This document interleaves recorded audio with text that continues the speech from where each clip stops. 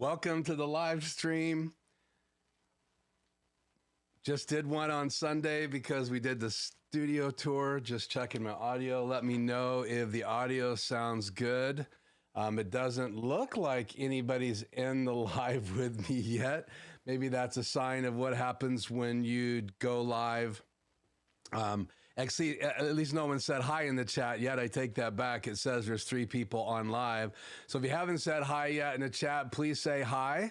And if you can't chat, it's because I have it set for subscribers only. What that does is kind of reward my subscribers with the live streams every week.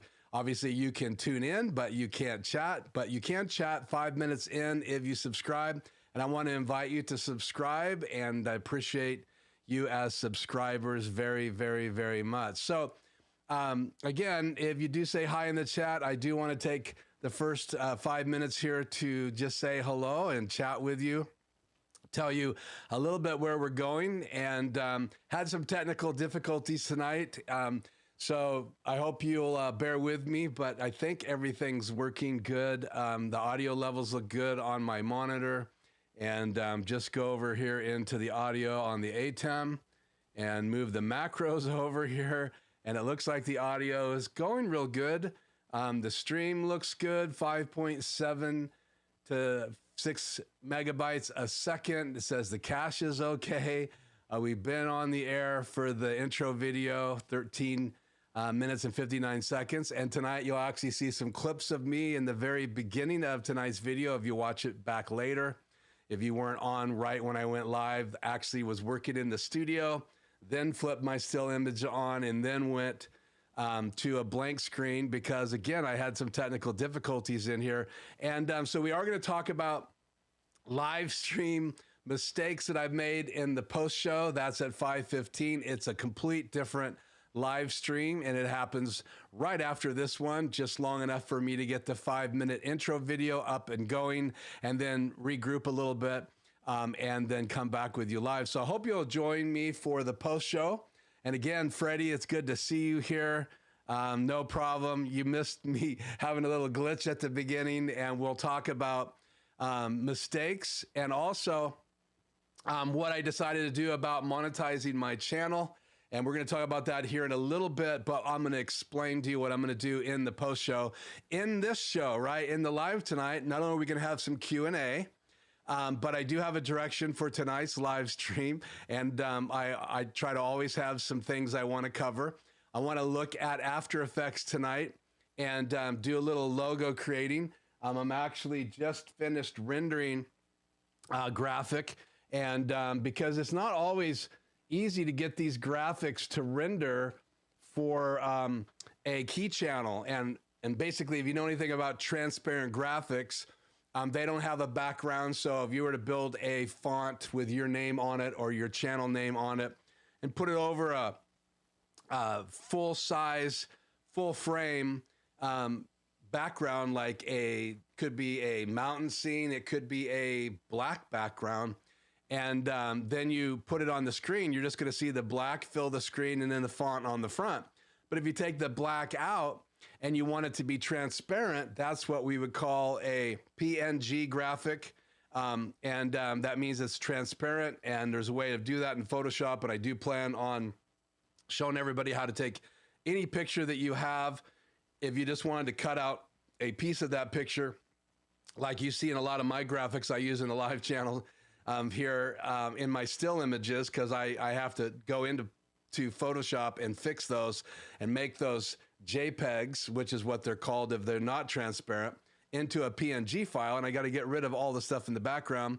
So we're going to talk a little bit about that in the weeks to come. But tonight I really want to talk about these alpha graphics. So I just rendered a quick graphic in After Effects, and we're going to look at that graphic here in just a few minutes. We're also going to look at what it would look like, and I have some slides ready for that. Even though I did lose my PC monitor on my BenQ, I still have the ability to project PowerPoint onto the screen tonight. So if all goes well and it looks like SuperSource is ready to go, and we'll cut to that here in a minute, and I'll show you those slides.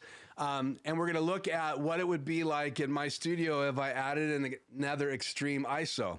I have a ATEM Mini Pro, which I've had for probably a little over a year and a half now. I think I got it in like the first part of June. It was back ordered, and I had to wait, I think, almost 2.5 months. That was a little over a year and a half ago. Coming up on this April, it'll be June, it'll be 2 years, so a year and a half. And then they announced the Extreme and the Extreme ISO, and it had 8 channels because the ATEM Mini, the ATEM Mini Pro, and the ATEM Mini Pro ISO only have 4 HDMI inputs, and the new Extreme and Extreme ISO have 8.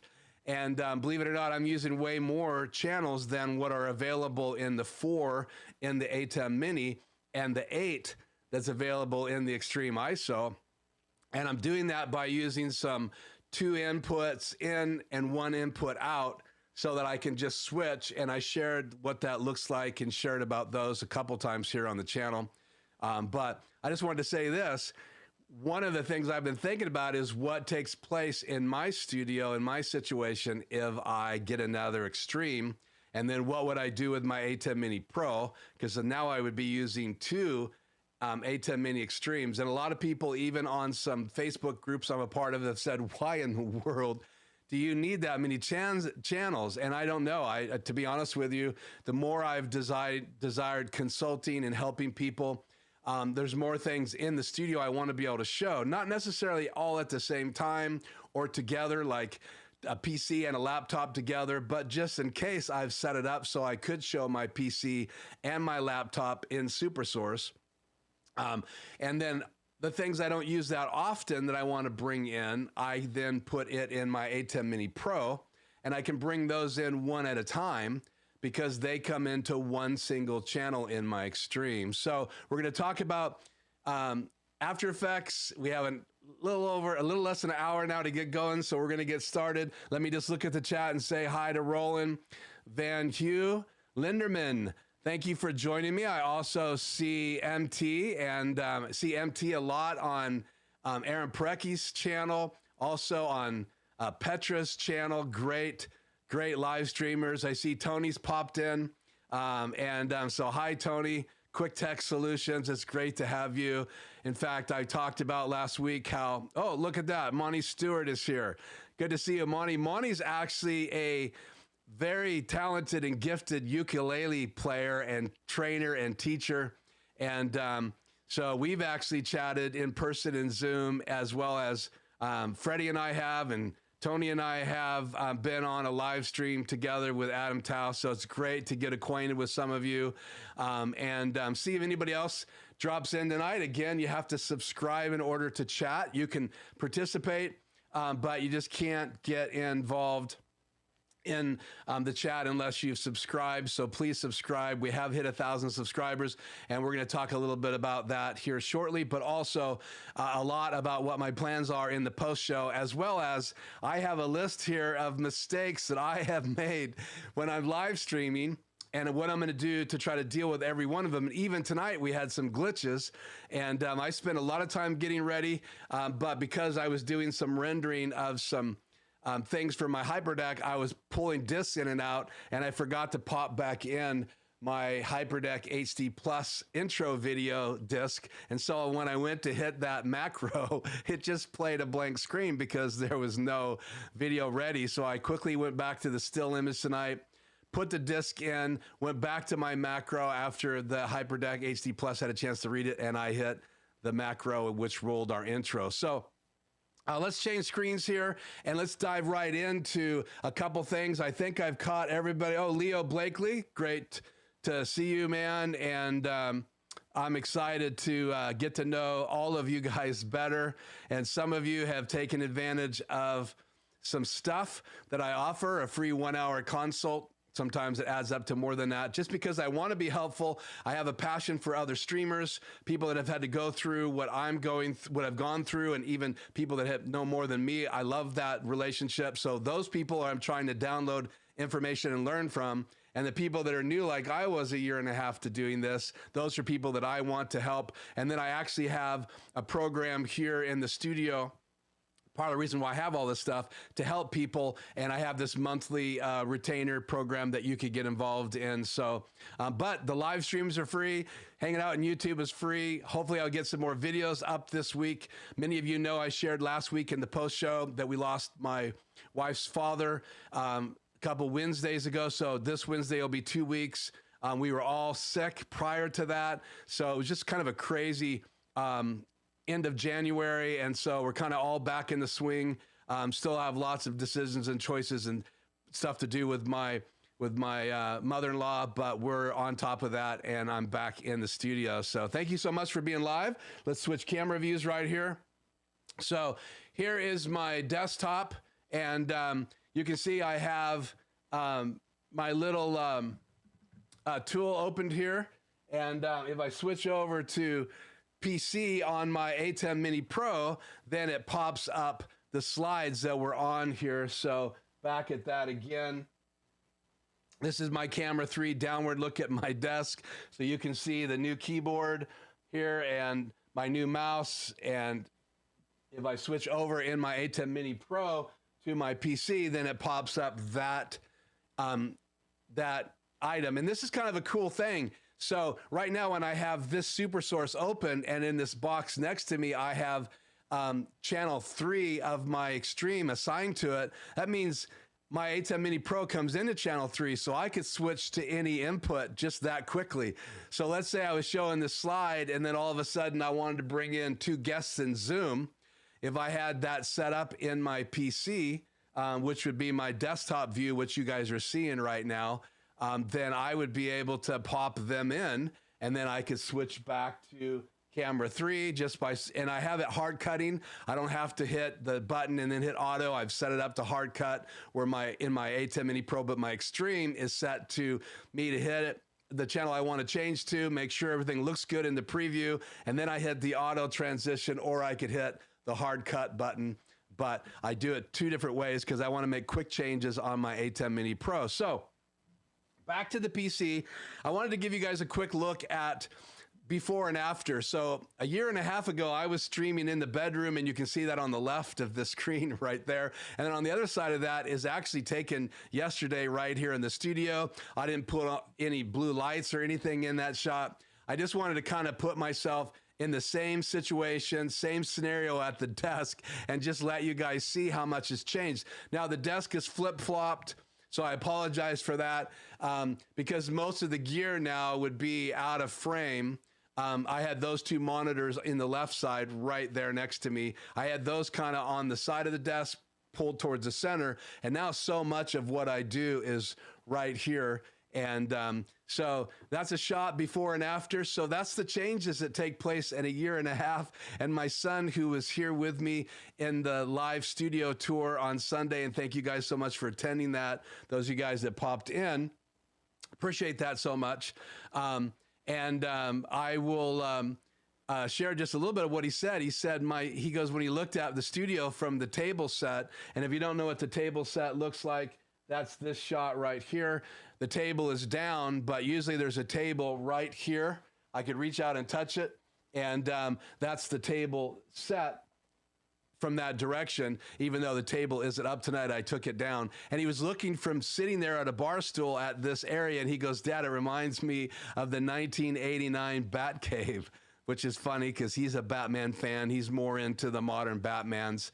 And obviously, you guys, if you've been on the channel for a while, you know that I'm into the older Batman. So I want you guys to see this slide. So a lot can change. You can learn a lot. You can explore a lot. You can do things differently. You do not have to get as crazy as I have. And please don't unless there's really, really a good definitive reason why. So with that said, I want to show you the slides tonight. So I'm going to reposition the microphone so you guys don't lose the audio. Turn just a little bit here. And again, I'm using the Wacom pad right now, and so I can go to this slide and pop it up on the screen, and just make sure I'm on the right slide. Yep, that's the one I want. So you guys can see this now, and I'll go into just the laser pen mode, but right now you can see that I have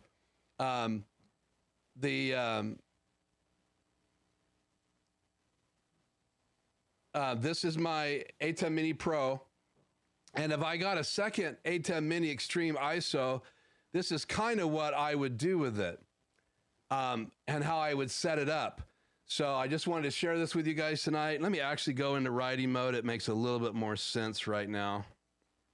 But so my Extreme one would come in, and this is kind of how I'd lay it. And I'm going to my current Extreme right now because I want to kind of demonstrate that I'm going to be probably moving from my ATEM Mini, my Canon 5D Mark III, and bring it in and make some changes of what I have all together. And I normally have a HyperDeck in channel 7 and 5 and 6 right here, but and then I also have this HyperDeck coming into 7 and 8.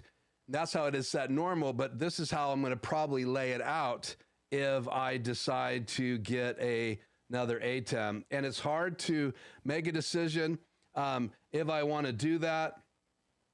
We'll skip this slide real quickly.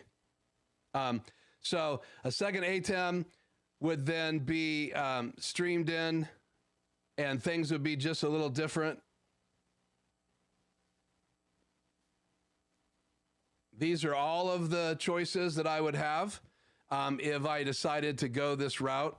And so you can see now on the top the way it is right now, and on the bottom would be probably the way I would do it. Now, obviously, when you get that second ATEM Extreme Iso, I would probably play with it and figure out how exactly I should do it. But I've been spending quite a bit of time thinking about it.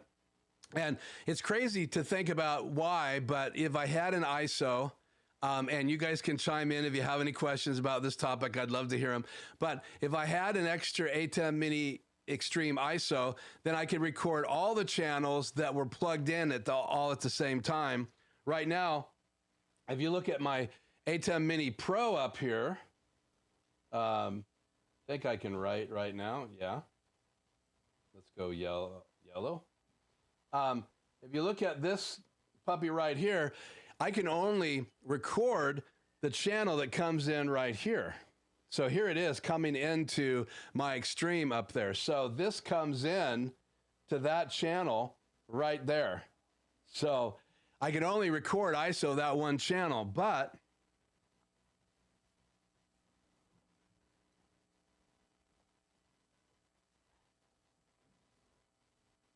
if I had another Extreme ISO, then down here, I would be able to record all of these inputs with the exception of what's not on. Obviously, if there's no signal, like the Streaming Bridge right here and another Streaming Bridge right there. And I might not do the Streaming Bridge. I might do a multi-view so I can have both multi-views coming into my studio, right? So right now I can only bring in the multi-view from my Extreme ISO in a live stream. I cannot bring in my ATEM Mini Pro because I don't have it hooked up. So if I'm trying to train someone or even show them how I'm doing this, then I would want to bring up both of those multi-views for someone to be able to see. And the only way to bring the multi-view in would be to come out of one of the two HDMI outs into the multi-view. So again, and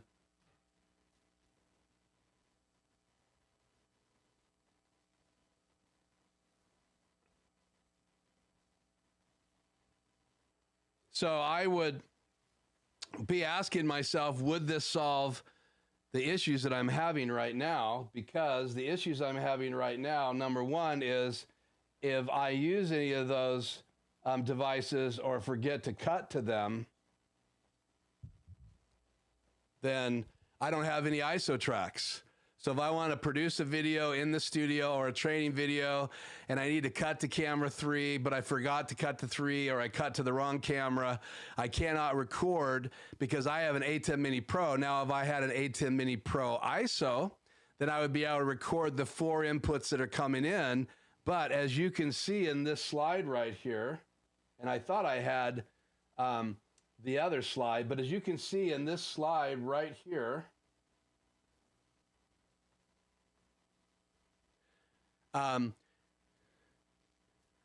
a lot of those things are not live because I have these small switches. I have a switch here to choose between those two devices.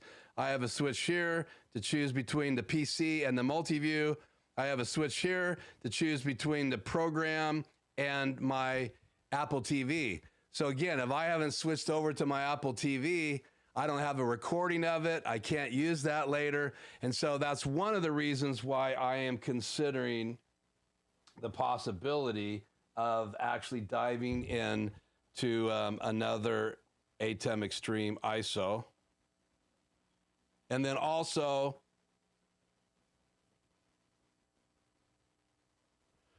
one of my goals for the live streams is to be able to use the ISO tracks and cut out some smaller videos. Like tonight when we look at the After Effects app and how to create a graphic, which we're going to do here shortly, I can't record everything that I'm doing all the time unless I use just what's in my Extreme, and then I can create a video later. I have some videos I still need to edit.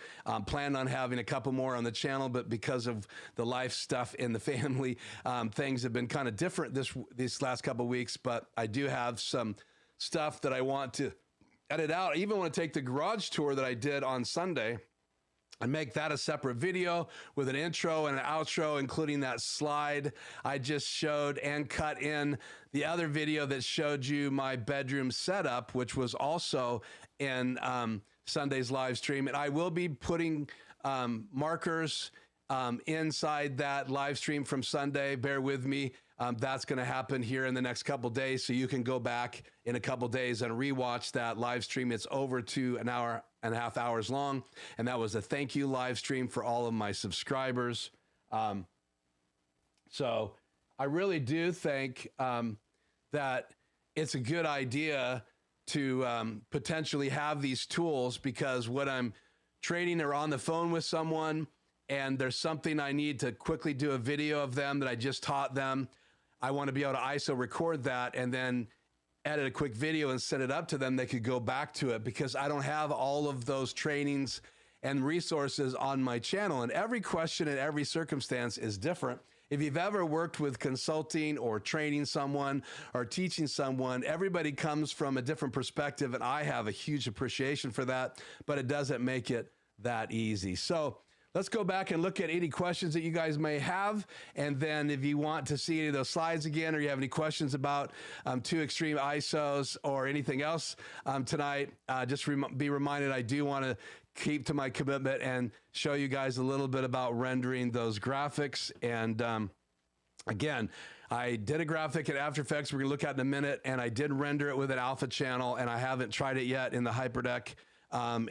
Usually they work. And then if we have any time left over tonight, I want to kind of show you this tool. I'll probably talk about it more in the post show, but this is my Light Master Pro from Channek. It's a light meter, and I want to talk about how you can use these to make sure that your light is right, your camera settings are right. And I'm trying to use this now every single week before I do any videos in the live, as well as in any recorded videos that I do, including over on the table, because it's just a great tool to make sure you get lighting and stuff right. And tonight I actually have an extra light on me that I've used a couple times, but now I actually have the softbox off, the UL 150, and that's right over my head. And if we have time tonight, I'll show you that on my mobile camera, but I'm using it right now for the chat. So again, Freddie said hi.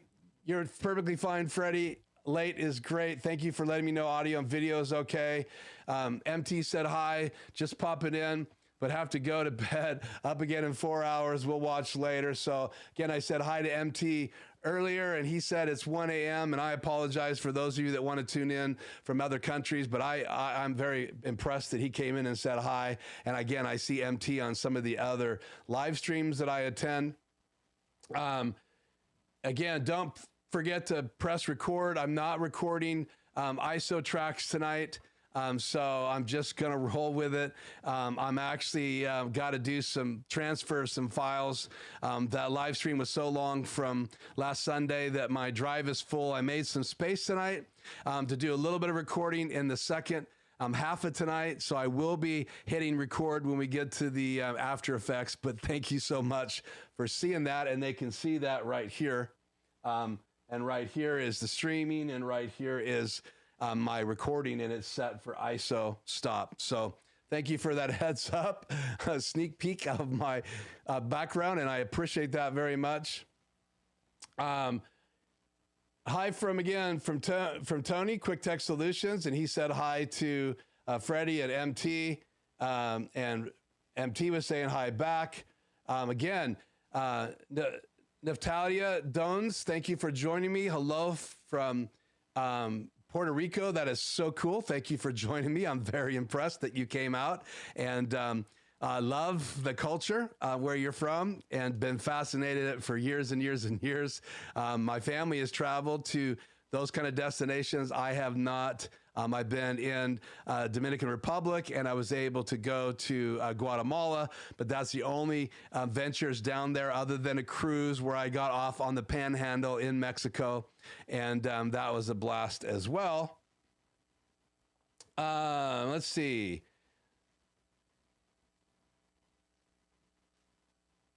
Good night, MT again. Let's see. So, Monty, I've recently made a commitment to Blackmagic and bought 2 new Blackmagic Studio 4K Plus cameras, mainly so I can record with the ISO tracks and go right into Resolve. Yeah, again, absolutely. Monty, we talked about this. You can record from your ATEM Extreme ISO if you want to by hitting the record buttons in the software. You can also do that from the ATEM Mini, ATEM Mini Pro, and ATEM Mini Pro ISO. Also, under the output section, you can automatically launch the cameras to record. You have the ability to record in those cameras. You're going to get that raw footage, and then you can actually take that file, and if you have an Extreme or an Extreme ISO by Blackmagic Design, you can take that file out, or the ISO from the ATEM Mini. You can take that file off of the disk that you record on, and it makes you a special file that you can actually edit, and you can actually replace the 1920 or 1080p files from your ATEM recording, because that's as high as it goes, right?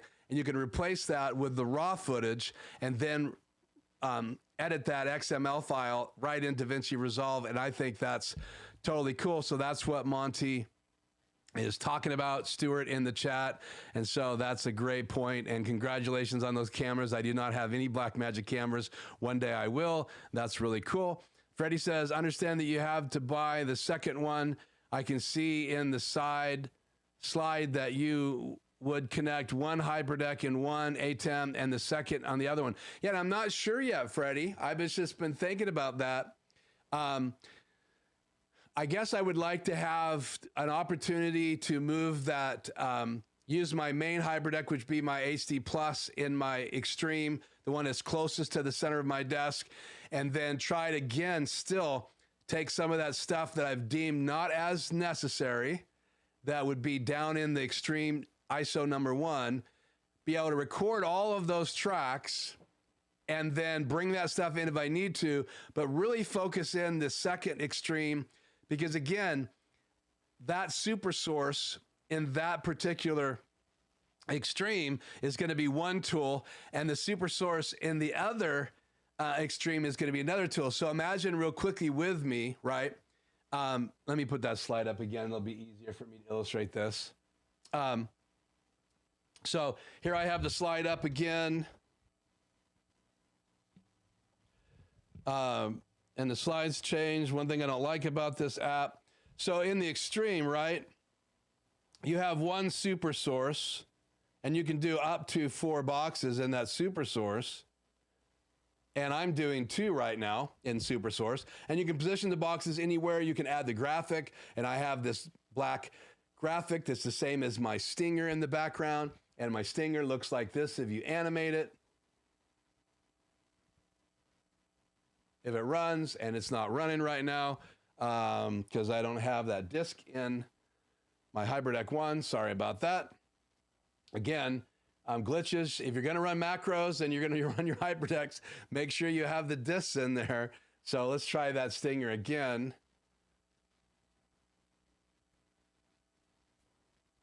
And that's my old Stinger. I have a new one that's more transparent, but I just wanted to fire that up tonight so you guys could see it. So again, I have that background, which is the Stinger that's just in position, but I can actually have 4 different things on the screen at the same time, but they have to be one of the inputs on this channel. So I could bring in the Extreme number 1 in to one of these super source windows. I could even bring the super source, because this one will be able to do super source 2. So I could do a 2-box view, and I could bring that right into here if I wanted to. In fact, I could position that super source 1 in any one of the boxes, because that in reality would be input number 4 in this new setup. I have my ATEM Mini Pro coming in input number 3 right now, and you can see that. Oh, don't want to do that. Camera timed out. Let's put it back on again real quick so you guys can see this. Hopefully you're live. Don't do that to me again. Camera 3, there you go. So right now, my ATEM, zoom this camera out, move this microphone over. My Pro is right here, and it comes into channel 3 right here. So channel 3, but when I get this new Extreme and replace it, and you can see I'm even tight with room on my desk. If I move this pencil holder, and I think you guys can see it, it sits right here at the end of my desk. So on the other side of this pencil holder is the end of my desk. So I'm not even quite sure if I can get everything to fit.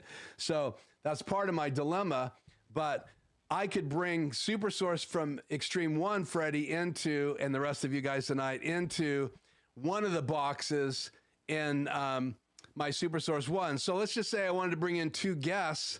I could lay a super source out with a cool background or even an animated background from my HyperDeck 1, right?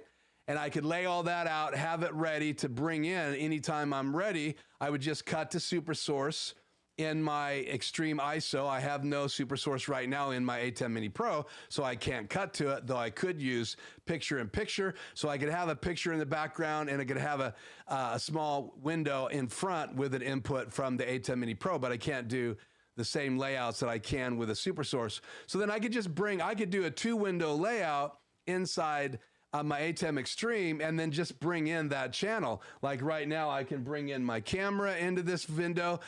Imagine if that was super source and I just brought that into the window next to me. And of course, I wouldn't cover up any of it if I was going to do that. So right now, I can bring in the sources from my ATEM Mini Pro. I can even put them in a super source window like I am right now. But how cool would it be, Freddie, if I could use a HyperDeck as a background in my Extreme number 1, and my other HyperDeck, if I wanted to, I could use it as an animated background in Extreme number 2. And if you go to Adam Tao's channel, I know he's done a couple videos where he had an animated background. Right now I have a static one below me, but I could also put my HyperDeck back there and do an animated graphic. I think it's distracting, so if you are gonna do that, make sure it moves very slow. But it is kind of cool, and it gives you can give the video some depth, which I think is cool as well. But again, that's kind of an answer to that question, Freddie, for whatever it's worth. That's kind of the route that I would go if I was going to do that. So hopefully that answers your question. Let me know if that helps you out. But one HyperDeck in Extreme Iso 2 and one HyperDeck in Extreme Iso 1. And then I would bring Extreme Iso 1 into channel 4 by using one of the 2 outputs. I also love that I'd be able to do a multi-view out of the Extreme Iso number 1. I can't do that out of my ATEM Mini Pro because I'm using the program out as bringing in those signals into my ATEM Mini Extreme Iso now. So I can't have multi-view and that up at the same time. Now there is a trick that I could be using to do that I discovered later on. I could broadcast from my ATEM Mini Pro to a streaming bridge and then bring my streaming bridge into channel 3. That opens up HDMI out of my ATEM Mini Pro as a multi-view. And so I could bring a multi-view out, but it would take up a streaming bridge. I only have one, which I rarely use. And if you don't know what a streaming bridge is, we'll highlight that again in a future video, and I'm making notes tonight. because that's pretty fascinating what the Streaming Bridge will do. So I don't want to take up all our time before we get into the After Effects, but any other quick questions? I see your thanks, Freddie. You're welcome. I hope that answers that. Any other questions before we dive into After Effects and take a look at how to render a alpha channel graphic or a graphic with a key channel with transparent background, even for animated graphics? And that's probably why you would use After Effects to create a graphic like that. And a lot of these principles apply to Final Cut. A lot of these principles apply to DaVinci Resolve. We have run into a kind of a snag. I've been struggling. If you own a PC, not a Mac, and you download DaVinci Resolve, they do not have the Apple QuickTime higher end ProRes codecs, which I use all the time when I'm using Adobe Premiere and After Effects to render my animated lower thirds or animated stinger backgrounds with transparency. That's what I use to render an alpha channel. And so I do have some new emails back from Blackmagic Design to say that I should use a DNX. I was able to get the DNX export to work with just a video graphic in my HyperDecks, but I have not been able to get a DNX file to render an alpha channel, though I do need to do some more testing, and I have not had an afternoon to do that. So I will do that, and I will report back to you guys. So, okay, another question from Freddie. If you want to have an animated background for a super source, just like you said, would you use a HyperDeck for that? Well, you could use the HyperDeck, or you could use an iPhone. You could use your PC, anything that would play video. I'm not going to put a transparent background behind me. So I would use the HyperDeck to make it have motion, but I don't have to use the HyperDeck key and fill SDI outs to do that. All I have to do is use the HDMI in. And a lot of people will ask me, well, why would you want to have your HyperDecks come in an HDMI and not just use the SDI outs to do that? Well, occasionally I may just want to play a background and I don't want to have to run it through the other two channels because I have macros and stuff set up to use those channels. I may just want to bring it in. I don't know if it's necessary. I haven't done a lot of playing because SDI out A in my HyperDecks, both my Mini and my HyperDeck HD Plus, they will play just video, so I could use that as the input. They come into 5 and 6 and 7 and 8 right now. So channel 5 is the alpha channel or the video channel without a key in my HyperDeck Mini, and channel 7 is the video or the SDI alpha channel output of my HD Plus. And so both of those would play a video in the background of Super Source. And again, you can pick your Media Player 1 or Media Player 2 as a background. You can put something else crazy behind you as a background, like one of the colors. So you can pretty much put any input back there. So I could take channel 7 from my HyperDeck, hit a video, put that in the background for the background layer, and then put all the other boxes on top of that. So I hope that answers your question, but you could do that by bringing in a video from an iPhone, a video for like the Player B, which will go into Apple, I think one of the Apple Pis. There's an app, it's called Playback B, that you can get, and you can use an Apple Pi to do that, which is like a little mini computer with an HDMI out.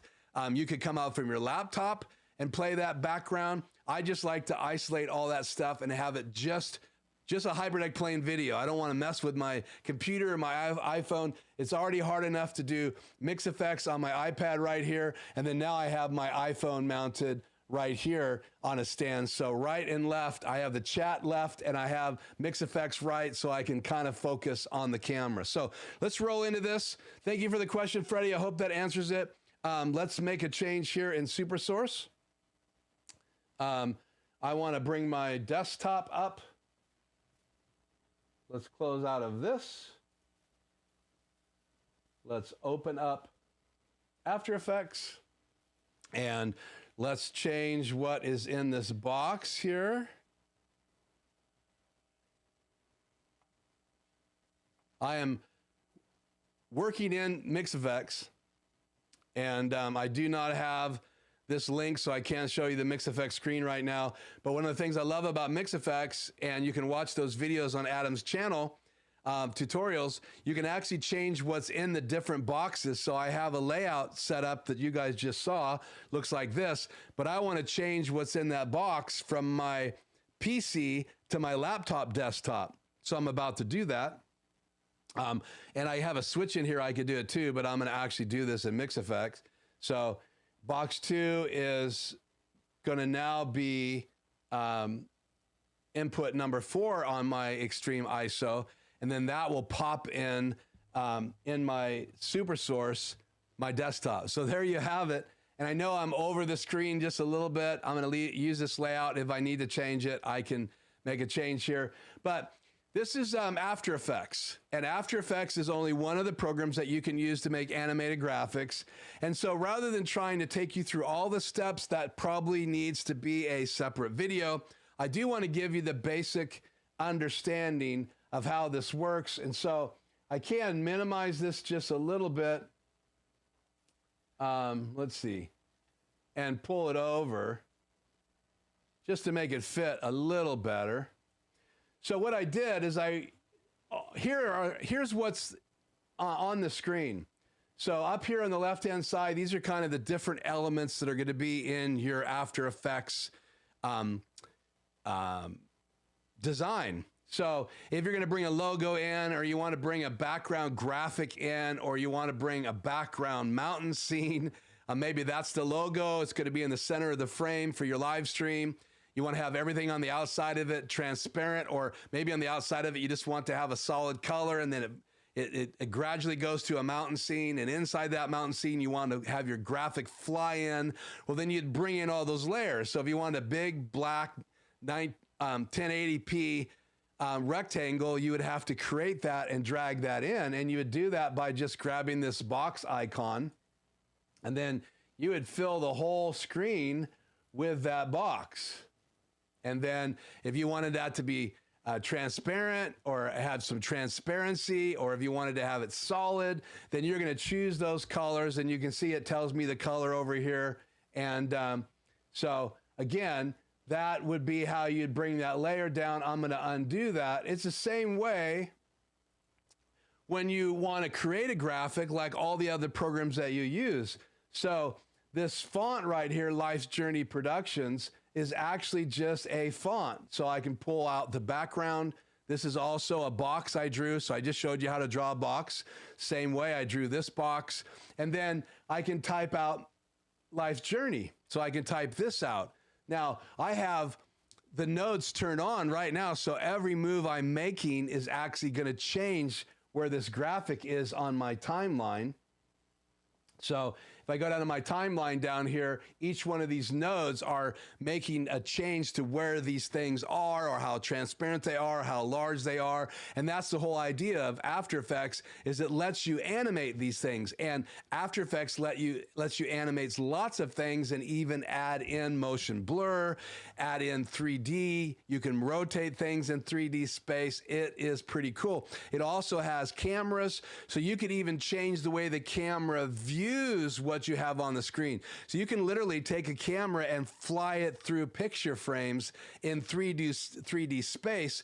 And if you go to last week's studio tour, in the notes below it, I put a link to my wife's podcast, and I did a After Effects animation to open up my wife's podcast. It is the hardest and the biggest project I've ever done. I followed the tutorial online, and I learned how to do that. And so the first time I did it, it was just still pictures hanging in space, and the camera would go through and move to different ones of them. And then in year number 2, we added video. And then year number 3 of her podcast, which is on sabbatical right now because of what was going on in my personal world for my wife, but you can already see this season's videos playing. So I added more videos from season 2, and that animation has music, and that camera flies through. All of that was done inside After Effects. So you can do these layers, you can edit in 3D space, and it gets kind of complicated. It can be pretty intimidating.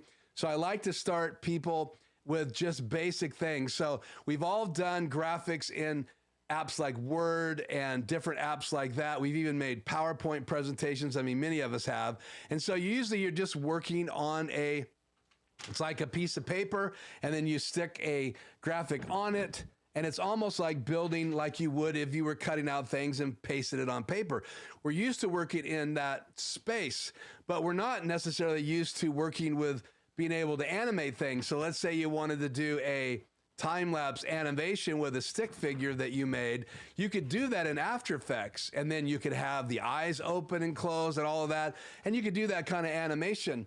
So all of that's been done for years by people in After Effects. You can also bring in really high-end graphics and use After Effects to do 3D fonts. You could do movie trailer intros with it. It's pretty incredible with what you can do with the tool of After Effects. So let's back out here and undo those two things that I did. So now the graphics back where it needs to be in space. And here's my time bar. And so you can see that I have set it up so right here it's in the location I want it to be. And I created all of these little nodes to tell it that I want it this size, I want it in this location, I want this in the background, this on the top. So once you create the graphic exactly where you want, and this is the trick with After Effects, you want to start where you want it to end. So if I want something to fly in, you build it all right where you want it, and then when you turn the nodes on, then you do that over here. So I'll close all of these down right now. And I'm down in this lower part of the screen now. This is where you're going to make all of the changes and turn all the nodes. So I have a shape layer, which is this layer right here, and I can make it bigger or smaller. And then I have the Life's Journey logo layer, which is right here. And again, I'll undo both of those just because they are programming nodes now when I move them, which makes it really nice. So if I wanted to do something different when I get up here in the length of the video for this logo, then I could go right up here and move things around, and it will actually program those nodes because I turned them on. So here's how you do that. So up here is all of the things that you're going to be working with, the still images, the fonts and all of that. You get all that laid out on a piece of paper, and then you start animating it. So you would come down here and you go to your text layer. You would turn this little eyeball on, which turns it on and off. If it had audio, you can turn audio on and off. So if it was a video, you can decide if you want the video audio playing. And if I did that in my wife's intro video, you would hear all of those videos playing at the same time. I can even automate when the audio comes on. So when we do a close-up on one video, if I wanted just that audio to fade in and fade out. So really cool what you can do in After Effects. But the simple things is you would go down here, here's the text, open up one more arrow, and then right here is the path options. And then I have more options right below that. And so here is where you're going to turn on these different nodes, right?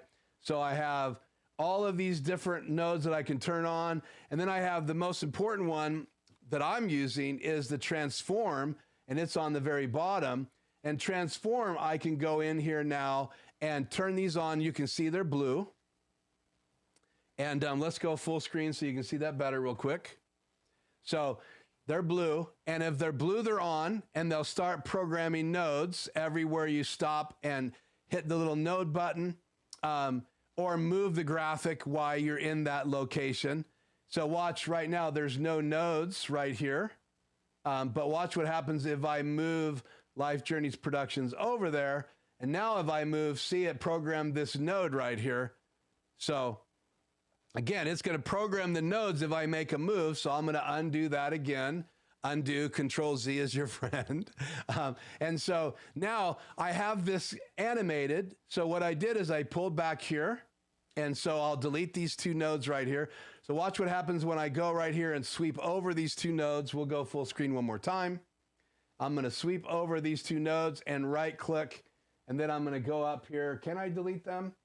I know I can. Let me go up here and hit clear. So those two nodes are clear now for the Life Journey font, and it's not moving anymore because I cleared the nodes. Now if I go back and click undo as your friend again, now the graphic moves back to the location that I had it right here, and in the very beginning of the nodes, I have it off screen. Now I put this yellow box where it is, and I made a mistake on purpose, so I can tell you guys that I don't want that on camera when that logo first starts flying in. So I need to go down to that graphic. So we're gonna close Life's Journey, and I could leave that open and just scroll down here to this layer, but I wanna clean up the screen a little bit here. So I'm gonna close Transform and close all of this. And now I'm on the background layer, and that's this layer over here. As I click on that layer, I can rename it. It's the background layer. I don't want it on the screen at all, so I need to correct this node. So I'm gonna, again, hold my mouse down, draw a box around it. I'm gonna go up here to Edit, and I'm gonna hit Clear, and now that box is back where it's going to be when I have it over here. But when I start, I want this off the screen all the way. And now I have it off the screen all the way because I have these two boxes, size and position, turned on. Any size changes or any location changes are recorded. If I don't have the box turned on, nothing's recorded. So the key here is to click on any one of these, the roundness of the box. All of these have the ability, even the stroke can be changed in as it's flying in, and the stroke would be the box around it. So if you added a black outline to that graphic, you can change the size of the stroke as well. So anything I turn on, I even have opacity turned on. So I've lowered the opacity to 37. But let's say when it's flying over, I want it to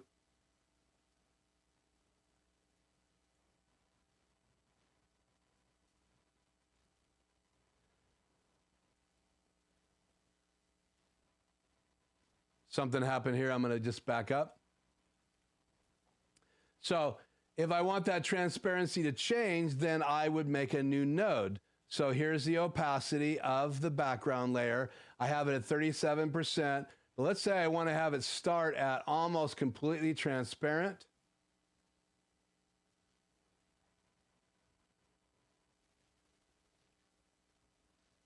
Then as I fly in, that transparency changes, and let me just see, my screen's pretty small right here.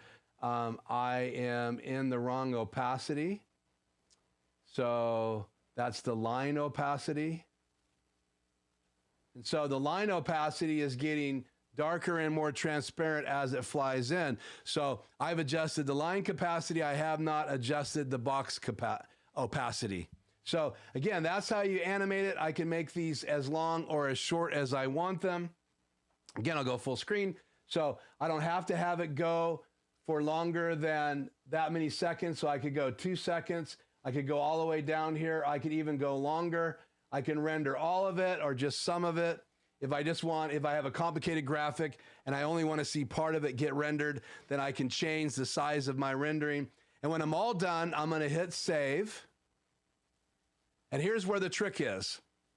We'll go full screen again, so you can just see my desktop. And if you go up here to File and you go to Export, I'm going to go to Add to Adobe Media Encoder.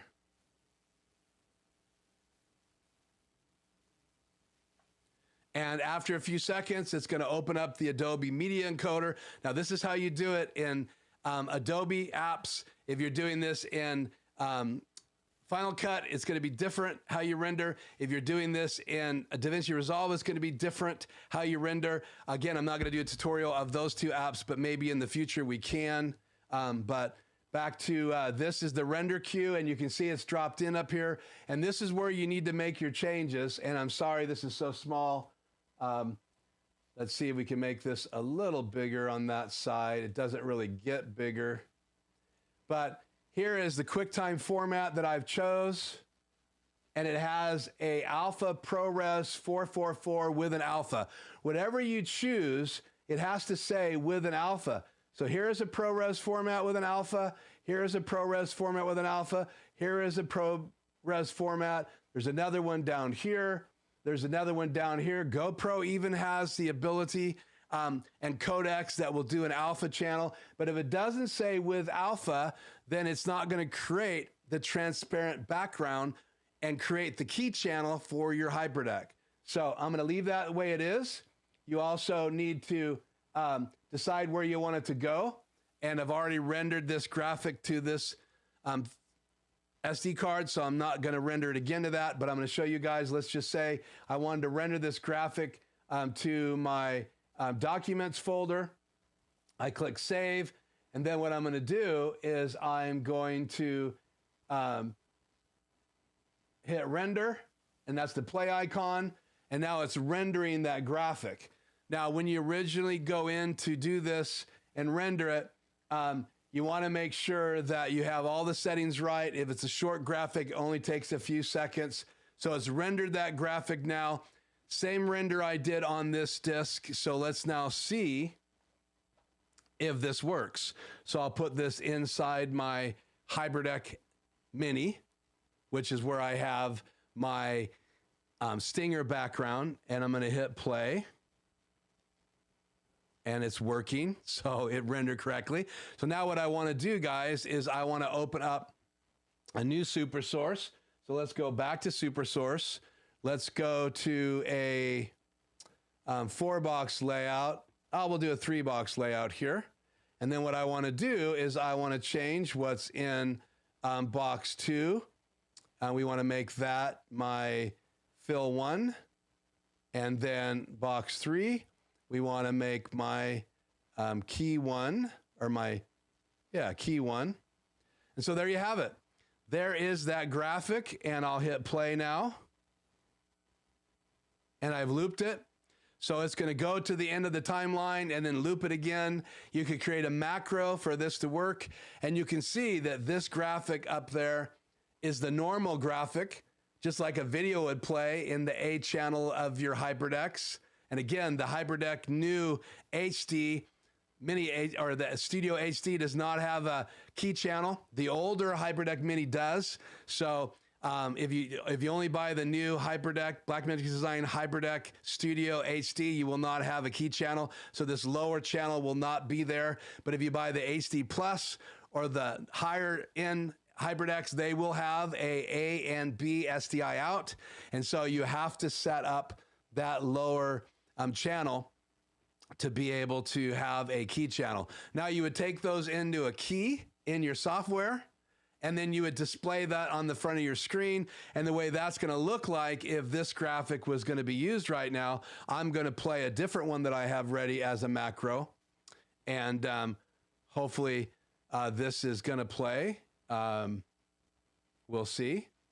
I'm going to try it right now. So please subscribe. And no, not playing. So it's a disk I don't have plugged in. Let me just check this real quick. That's my background graphic. There's my subscribe graphic. So let's try this again.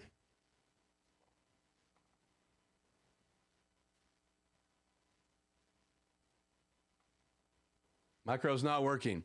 Downside of macros. So put that disk back in. It has our new graphic in it. I'm going to cut back to this view. I'm going to actually take my graphic and bring it on the screen so you can see it's playing. So because I added another file to that little SD card, it's playing this new graphic instead of the other graphic that I had, which was please subscribe. So there you go. It is playing, and I can start it again and play it, and it will fly in. Let's just go in here. HyperDeck 1.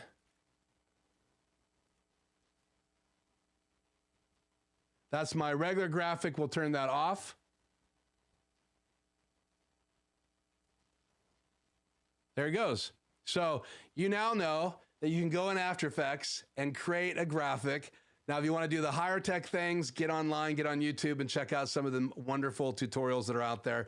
But I wanted to get to some questions tonight before we get done. So we have looked at the idea of two extremes. So if you have any feedback on that, please let me know. And let me go through the chat right now and see if you have any other questions.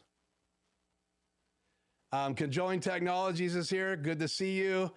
you missed that intro of me talking about 2 ATEM Extreme Isos, how I'd hook them up and why I would do that. And then we just did a tutorial on lower thirds graphics in After Effects, rendering it with an alpha channel, and you do that in the rendering phase. Go back and show you guys one more thing here. Let's see, how do I get back to that super source? Let's go back to a 2-box. Just realized I forgot to show you guys something. Let's do this one. No, that won't work. That one will probably work. And we'll change what's in box 2 back to my desktop. Okay. And let's go back in, let's close media player, and let's bring SuperSource on the screen here. So you want to have a transparent background if you're going to make a transparent graphic. So the way you know for sure there's a transparent graphic, there's this little button up here. I'll go to full screen again so you guys can see this. But right down here below the graphic box is this little button right here. It's blue. That gives you an opaque background, and this lets you know it's a transparent background. Also, if you laid this out with a fill in the background, you could just come down here and turn it off. So let's say I had a big box layer on the bottom. I could turn that off just by shutting it off and then rendering it. So if you want to have a black or a blue background, but you're not going to use it in your final render, then you can just turn that one item off, right? It would be the background layer, and then render it, making sure you have this little button on so that you know for sure that it's a transparent background. And if you know anything about PNG files and what they look like, this is what a PNG looks like, is these little teeny tiny boxes to let you know that there is no background. It's just a sign that it's transparent, and that's why it's there. And I forgot to show you guys that in rendering that. So you can bring all of those different resources in up here, then you can bring them onto the desktop. Once they're in here, they're going to appear down in this layer as a video layer. Basically, it's almost exactly like working in Final Cut or Adobe Premiere, and you can animate so much more in there. And then when you want to get into 3D space, those things start happening over here. And you can see that I even have right here the ability to turn on this little icon right here, which would let me have motion blur. So I can add motion blur to things if I want it there. Like if I have something speeding across the screen and I want it to have that motion blur that you get when you're shooting at low frames per second, then I can create that motion blur. So all of this, just like I did for Tony with his QuickTech Solutions Stinger and my Stinger, that was all created in After Effects. With Tony's, I cut his logo in half this way and his logo in half this way. And then I brought all those pieces in as assets into After Effects. And then I took each of those assets, brought them onto the screen, positioned them where I wanted them when the logo Stinger starts. And then I used the motion icons for where they're located and all that to bring them on the screen. And then I did the same thing to bring them off the screen. And so it's Tony's QuickTech Solutions, so go over to his channel to check that out. It comes in like this, and then it separates in the middle and goes like that. Now, it's hard to hide a transition behind it for sure, but it's a cool Stinger, and that was designed in After Effects, and my Stinger was designed in After Effects, so it's a great tool, and I hope you guys enjoyed that tutorial. So, okay, so broad cajoling up to where we're at, discussing whether or not to buy a second Extreme ISO. That's what we were also discussing. So thanks for bringing him up to speed, Tony. I'm not buying any more Blackmagic design until they announce. Yeah, I get it. I'm with you. I may wait and not get an Extreme ISO. I don't have the budget right now, so I would be saving for an ISO over the next 3 or 4 months. But why save for something that you're not going to use eventually? So I'm trying to make the decision now. And if Blackmagic Design surprises us with a 16-channel unit that's rack mounted, I'll have to decide if that's something I'm going to get or not, or something else by Blackmagic Design. And we all know how they are.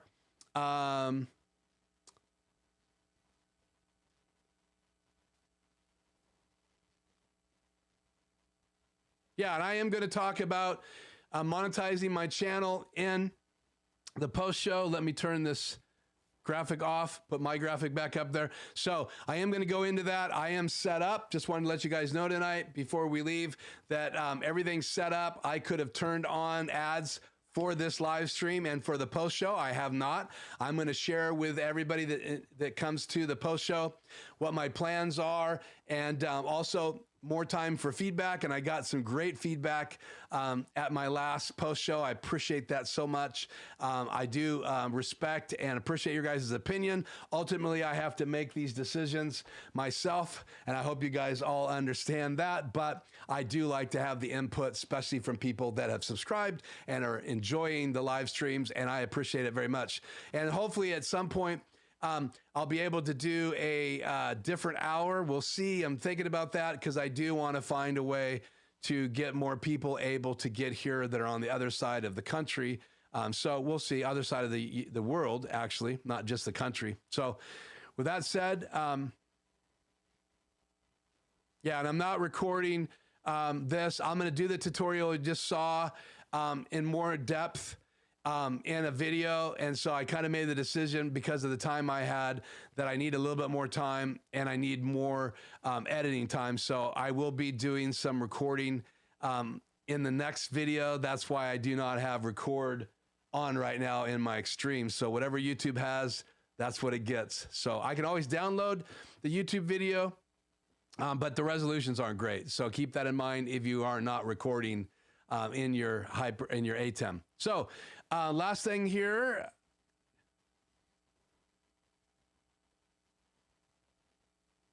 Yeah, the brand by the fan by the door. Again, leave it to Conjoined Technologies to ask me the obscure questions. I appreciate that so much.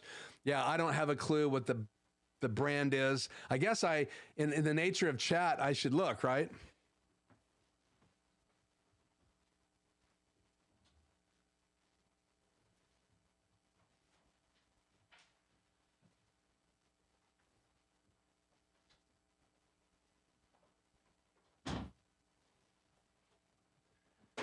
I'll add this to the next half, my post-show mistakes I've made in a live stream. Leaving you guys hanging, going in the hallway where the fan is. There you go. It's the wind machine. And I guess that's a brand. And this is what I use to cool the studio down. It will be fired up here in the 5-minute intro to the post-show. So we talked about After Effects, how to do a lower thirds, gave you kind of a little breakdown of how to move around the screen, to turn the nodes on and off, to make sure it's a transparent layer. You go to File to export it, and you got to export it as a graphic with an alpha channel. And so when you go to the different codecs, you'll see what choices you have in the software that you have, and it's got to be able to render an alpha channel if you want to get that transparency. And then if you make a graphic that's flying through the air that has transparency, then that key channel, when you use it inside your live show, you can use it from software from your PC into a little box and use a deck link card and use that box to send out the alpha and the key channel. You can use a HyperDeck, record it on a disk, put it in the HyperDeck, or even transfer it through FileZilla, because you can transfer through your network right to your HyperDeck drive. I just always do it the old school way. Then you got to play that key channel through the key channel in your HyperDeck, and your HyperDeck has to have that key channel to render that background. And I showed you that background in the 3-up display. It's just like a white box, and the letters are cut out. So as the yellow and the yellow, or the black letters and the yellow box flies across the screen, that covers it. And that's what's happening when this graphic plays on the screen. So there it goes, and you don't see the alpha channel, but it is or the key channel, but it is playing in the background to make this graphic look as nice as it can. Turn the graphic off behind it, and there you go. A lower thirds that was made tonight just before the show. We rebuilt it, we rendered it, and there it is on the screen. And it's in my HyperDeck, so as long as I have a key set up and I have my downstream key number 1 set up to play a pre-multiplied graphic. Now, that's the other thing that you guys need to be aware of. You do need to have pre-multiplied turned on. So we'll go back to this view, reveal my desktop here, pull this over so you guys can see it. You go up to your keys. Here's my downstream key, and you need to have pre-multiplied on if you're playing graphics with a pre-multiplied key. So if that's on and it's not pre-multiplied, it's going to look like this big white blob on your screen, and that's because there's no key channel, so the control software has no clue what it's supposed to play.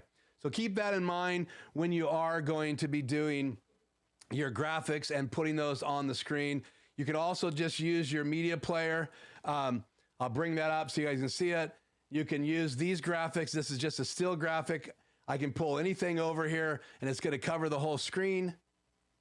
But this is a transparent graphic, so all it does is cover up that little area. And you can use these graphics. They don't fly around the screen, but you could even make them fly with your flying key, and we'll do that in another video if you would like to see how I could take the same graphic and make it fly by using the flying key. And with the flying key, I can have it set for full. I can give you an A location off the screen and a B location on the screen. So I can put it 3 different places on the screen with the flying key, which makes it really, really cool. So you can even do some animated graphics with your media player. And I have 2 media players. This is the background for my super source right there. And I use that background right here. I go up to my super source in the software, which is right up here, go to the art layer, and I choose my media player 1 as the background for super source. If I was to choose something else or to drop something else in that right now, let's drop in this graphic for my post show, some advertisement. And there you go. You have that graphic behind me, and it doesn't look that great. So I can just have a color box, pull it into Media Player 2. And if I want what's in Media Player 1 to play in the background, I would just switch right here to Media Player 1. And if I wanted to put a camera in the background or what's on my desktop in the background, I can choose any one of these, even black in the background. So I switched it to black, and you could use black for your super source. Or you could create a different color and play it from your color engine, and that's for a different night. So again, SuperSource is a great tool, but if you are going to use it for pre-multiplied graphics, make sure you click this box right here, and it's also in your upstream keys, and then that's also your upstream key is where you find your flying key. So you could turn flying key on, and whatever you have assigned to that, you can change this location, program that right here under flying key.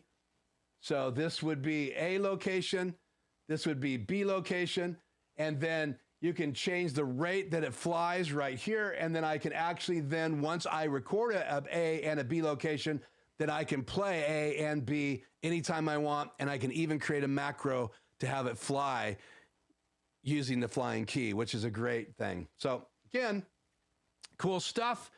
All kinds of really cool, neat things that you can do with the control software, but you got to learn it. And now you can see that that logo has been moved for whatever reason. It's back because I have flying key on. Watch what happens when I turn off flying key. There you go. So now let me go to full by hitting the full button. So let me go back to this view. I'm going to hit the full button. And now you see it went to full. And if I want to, I might as well give you this tutorial now. I'm in here. If I want to shrink it down, have it come from my chin, I can set A. I can go to a B location. And I want B above my head. There it is, above my head. I want it a little bigger. That's set B location. So here's full. Here's A. So I swallowed that. Let me try that again. Here's B. Here's full. And let me see if I can swallow it this time.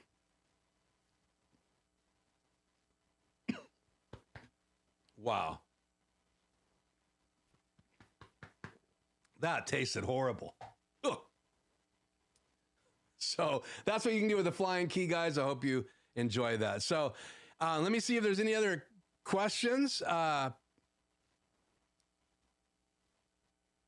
Any other questions before we go, guys? I want to invite you to my post show, which was supposed to start a few minutes ago. So I'm going to roll the outro here. If there's no other questions, I apologize that that's delayed, but I had way too much fun showing you guys how to animate that logo as a bonus tonight. So I hope that that will be okay with you guys. So again, thank you for joining me here on the live. Thank you for being in the studio tour. So if you want to see a lengthy tour of both in my garage and in my studio, even some shots of where my old studio was in the bedroom before and after, then check out Sunday's live studio tour for hitting 1,000 subscribers. And if you want to know more about what I've made mistake-wise over the last year and a half live streaming, 2 years live streaming, as well as what I'm going to do about it and what I'm going to do about monetizing my channel, that's going to be in the post show. So I hope you will roll over there with me.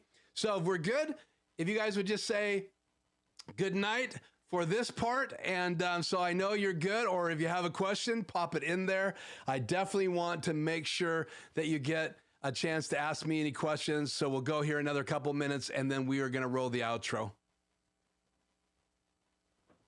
And while I'm waiting, I ran out of the fizzy drink I normally drink. And so I have, my wife bought me pink grapefruit.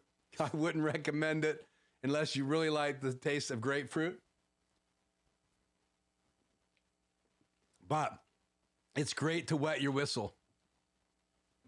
Okay, mistakes I do live streaming, what I'm going to do about it, as well as what I'm going to do about monetizing and some other stuff in the post show. So I hope you guys will join me.